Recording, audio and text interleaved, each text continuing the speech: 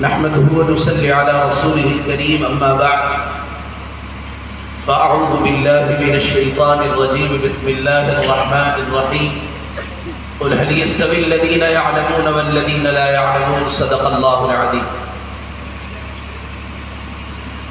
محترم حضرات، اللہ تعالی آپ سب کے آنے کو، جمع ہونے کو بے انتہا قبول فرمائے، اور اس جمع ہونے کو قبول فرما کے اللہ تعالی ہم سب کے دینی زندگی کو بہتر بنائے، اور اس جمع ہونے کی برکت سے اللہ تعالی اس ادارے کو بھی ترقی عطا فرمائے۔ میرے دوستو عزیزو، میں مختصر بات عرض کر کے اپنی جگہ لوں گا، اور بات مجھے یہ کرنی ہے کہ آپ اس بات کو خوب اچھی طریقے سے موت تک کے لیے سمجھ لیں کہ جس طریقے سے مساجد کو اللہ کا گھر کہا جاتا ہے، جس طریقے سے مساجد کو اللہ کا گھر کہا جاتا ہے، ایسے ہی مدارس کو رسول اللہ کا گھر کہا جاتا ہے۔ اگر لا الہ الا اللہ کا مظہر مسجد ہے تو محمد الرسول اللہ کا مظہر مدارس ہے۔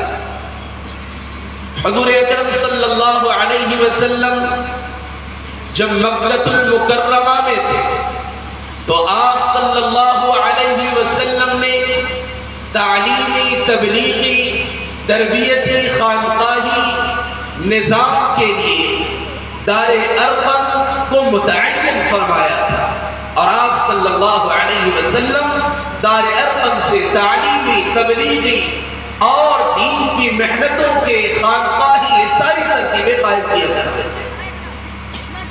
اس کے بعد جب حضور اکرم صلی اللہ علیہ وسلم مدینہ منورہ تشریف لائے اور آپ صلی اللہ علیہ وسلم نے مسجد نبوی قائم فرمائی، اس کے بعد آپ صلی اللہ علیہ وسلم نے مسجد نبوی کے شمال جانب میں ایک چبوترا تھا جس کا نام صفہ ہے، اس صفے پر آپ صلی اللہ علیہ وسلم نے، اس چبوترے پر آپ صلی اللہ علیہ وسلم نے ایک سائبان، ایک چھپر سا ڈلوایا، اور آپ یہ سمجھ لیں اور خوب اچھے طریقے سے سمجھ لیں کہ وہ صفہ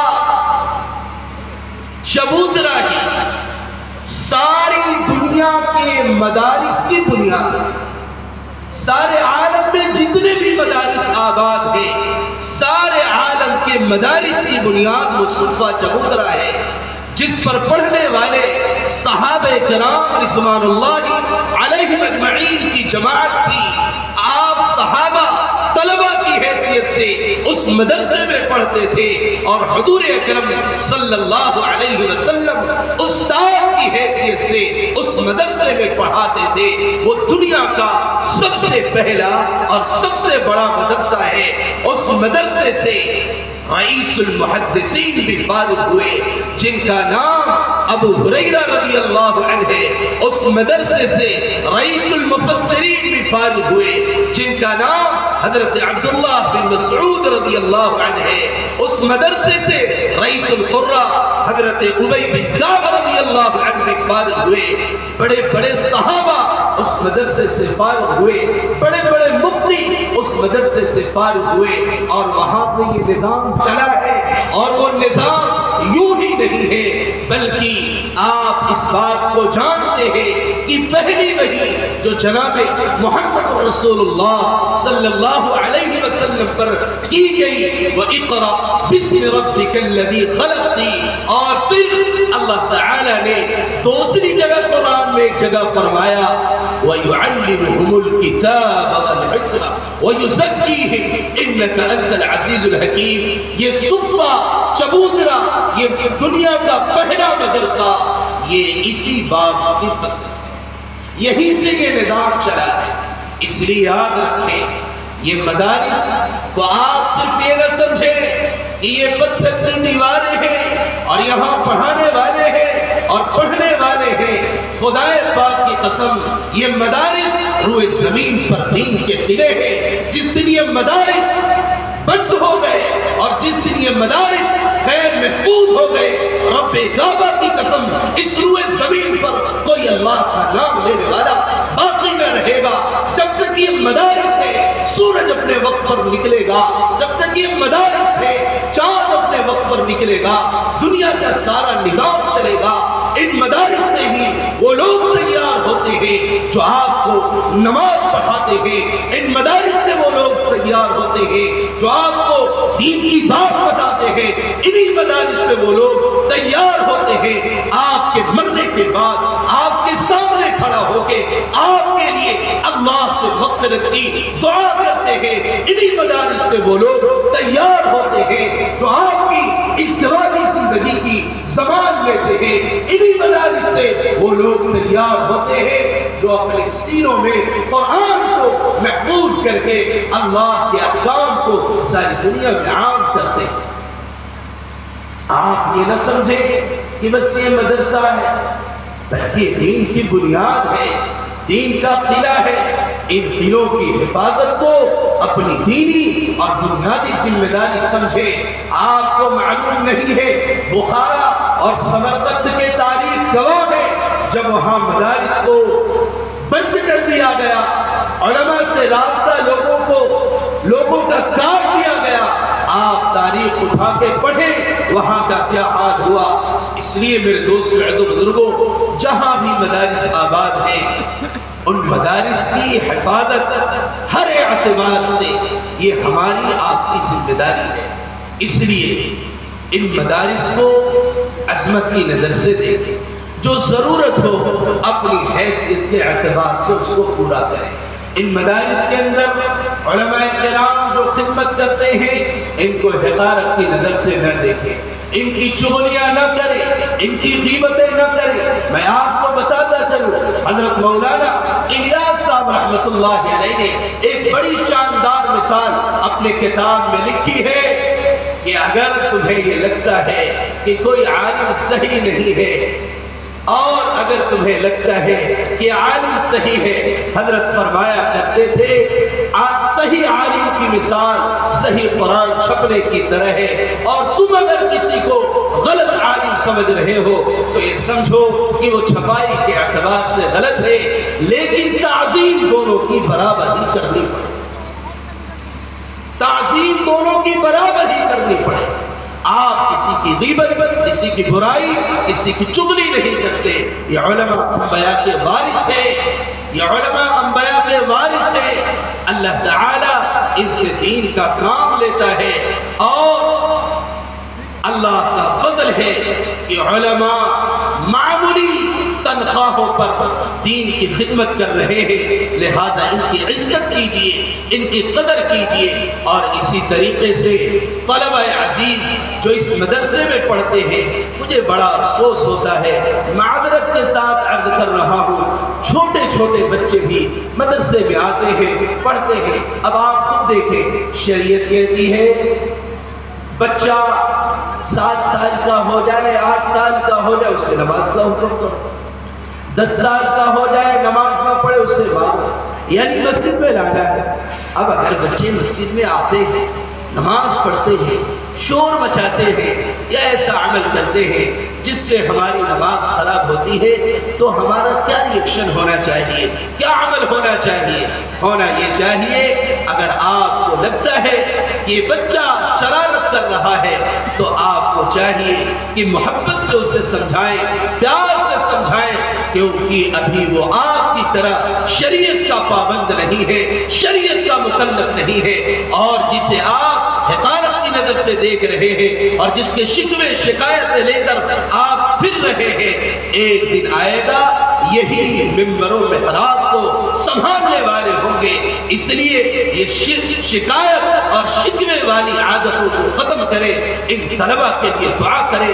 कसम है रब्बे दुल जलाल की, इन तलबा की तरह पूरी दुनिया में किसी की कुर्बानी नहीं है। हम तलबा, ये बच्चे उस वक्त अपने माँ बाप को छोड़ देते हैं जिस वक्त औलाद अपने माँ बाप से दूर रहना गवारा नहीं करती है। जिस दिन 8-9 سال کا آپ کا بچہ ہو اور لا کے مدرسے میں چھوڑنا، اس دن آپ کا دل بتائے گا کہ کتنی قربانی ان مدارس میں پڑھنے والے ان طلبہ کی ہوتی ہے۔ یہ اپنے ماں کو چھوڑتے ہیں، باپ کو چھوڑتے ہیں، بہن کو چھوڑتے ہیں، بھائیوں کو چھوڑتے ہیں، اچھے کھانوں کو چھوڑتے ہیں، دنوں رات سارے لوگ عیش پرستی موج مستی میں زندگی گزارتے ہیں۔ یہ دنوں رات قال اللہ اور قال الرسول کی صدائیں بلند کر کے اللہ کو خوش کرتے رہتے ہیں۔ لہٰذا ان طلبہ کی بھی قدر کیجئے۔ اللہ تعالیٰ نے ان طلبہ کا اکرام فرمایا ہے، چنانچہ حدیث میں ہے کہ فرشتے ان طلبہ کی خوشی کے لیے اپنے پروں کو بچھاتے ہیں۔ ارے آپ اگر اپنے پروں کو نہیں بچھا سکتے تو کم سے کم انہیں محبت کی نظر سے دیکھا کریں، ان کی شکوے شکایتوں میں اپنا وقت برباد نہ کریں۔ میں مانتا ہوں مسجد میں شرارت کرنا، کھیلنا، کودنا غلط ہے، لیکن بچوں کے تعلق سے شریعت کا اس میں کیا رویہ ہے، آپ سے گزارش کروں گا کہ اس کو بھی علماء سے مل کے سمجھیں۔ اور پھر میں کہہ رہا ہوں، یہ بچے جو آج کبھی کبھی مسجدوں میں کھیل کود کر لیتے ہیں، حالانکہ بچوں کو سمجھایا جاتا ہے مسجد کھیلنے کودنے کی جگہ نہیں ہے، شرافت کے ساتھ نماز پڑھا کرو، لیکن بچے چھوٹے ہوتے ہیں، دھیرے دھیرے سمجھ آتی ہے، سمجھنے لگتے ہیں، پھر وقار کے ساتھ وہ نماز پڑھتے ہیں۔ ہم یہ نہیں کہہ رہے کہ بچے مسجدوں میں کھیلیں، ہم آپ سے کہہ رہے ہیں کہ آپ ان کے ساتھ محبت سے پیش آئیں، ان کے ساتھ محبت سے پیش آئیں، یہی آگے چل کے آپ کا مستقبل ہے، یہی دین کے رہبر ہے، یہی رہنما ہے۔ آپ خود اندازہ کریں پورے سال میں اس مجمع میں کتنے ایسے لوگ ہوں گے، پورے سال میں ایک ختم قرآن پاک پڑھنا میسر نہیں ہوتا۔ آپ سوچیں یہ کتنی بڑی سعادت کی بات ہے اور اللہ کی طرف سے کتنی بڑی فضل اور کرم کی بات ہے کہ اس مدرسے میں پڑھنے والے 2 طلبہ عزیز، میں واقعی جس دن ان بچوں نے ایک نشست میں قرآن سنایا، ایک نشست میں قرآن سنایا، آپ سے یقیناً میں سچ کہہ رہا ہوں، جب ان کے اساتذہ نے مجھ سے بتایا کہ مفتی صاحب آج فلاں بچہ ایک نشست میں قرآن سنائے گا، اس خوشی کا صحیح احساس وہی کر سکتا ہے جو حافظ قرآن ہے۔ یقیناً خوشی سے آنکھوں سے آنسو نکل پڑے اور دل میں یہ خیال آیا کہ انشاءاللہ اللہ رب العزت ان حفاظ کرام کی برکت سے ان اداروں کو اللہ تعالیٰ اور اوپر لے جائے گا کہ 2 بچے ماشاءاللہ یاد رکھیں، حافظ بنا دینا، پگڑی باندھ دینا یہ کوئی کمال نہیں ہے۔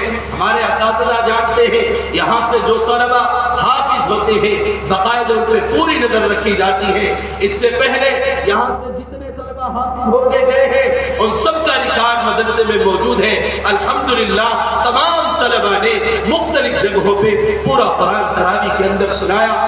ہم لوگوں کی یہ مشن ہے، ہم یہی چاہتے ہیں، ہم نے اساتذہ سے بھی یہ درخواست کی ہے کہ یہاں سے ہر بچہ ایک نشست میں قرآن سنا کر کے جائے تاکہ وہ پھر جا کے سارے عالم میں دین کا کام کرے اور قرآن کے مطابق زندگی گزار سکے۔ لہذا وہ بچے بھی آپ کے سامنے پیش کیے جائیں گے۔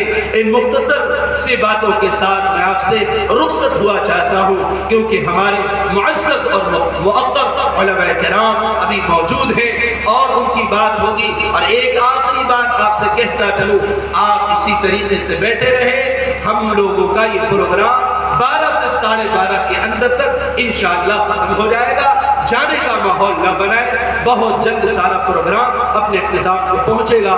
اللہ تعالیٰ آپ کے آنے کو، جمع ہونے کو بے انتہا قبول فرمائے اور قبول فرما کے ہمارے شہر بلیا کو اللہ تعالیٰ ایک دینی نمونہ بنائے، ہر گھر کے اندر عالم اور حافظ پیدا ہو، ہر گھر کے اندر دینی نظام قائم ہو، ہر مسجد کے اندر تفاسیر قائم ہو۔ ہماری یہ چاہت ہے، ہم اس میں محنت کر رہے ہیں، اللہ سے دعا بھی کر رہے ہیں۔ اللہ تعالیٰ ہمارے شہر کو، ہمارے ضلع کو دینی اعتبار سے ترقی عطا فرمائے۔ اور آپ یہ محسوس بھی کرتے ہوں گے کچھ قبل ہمارا علاقہ مساجد کے اعتبار سے بھی، مدارس کے اعتبار سے بھی جس سطح پہ تھا، آپ شہر کے متصل جتنے بھی علاقے ہیں، چاہے اسلام آباد ہو، قاضی پورہ ہو، بحیری ہو، پروندہ پور ہو، متصل جو بھی محلے ہیں، آپ سب جگہ جا کے یہ جائزہ لگا سکتے ہیں۔ الحمدللہ ہر جگہ مدارس مساجد کا معیار بہتر اور بلند ہو رہا ہے، یہ اللہ کا فضل ہے۔ اللہ تعالیٰ سے دعا ہے